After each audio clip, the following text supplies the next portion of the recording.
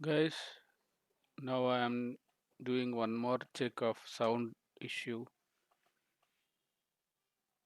I'm seeing a problem of low volume on produced YouTube videos while playing on local desk or laptop. It's working fine, but once we upload it to YouTube and we are not getting the as expected result.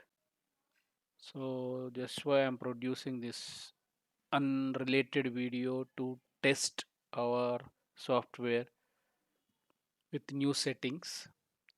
So I'm talking about a new software which is called Time Tracker, which is a freeware you can download from here. So I think this guy made with Qt.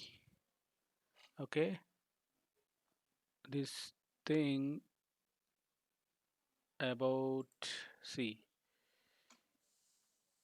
pow punch clock 1.5.10. It's very tiny software but very useful where you can track your time like this. How I'm doing now. Then the tracking will start. You can minimize this window and you can do your work.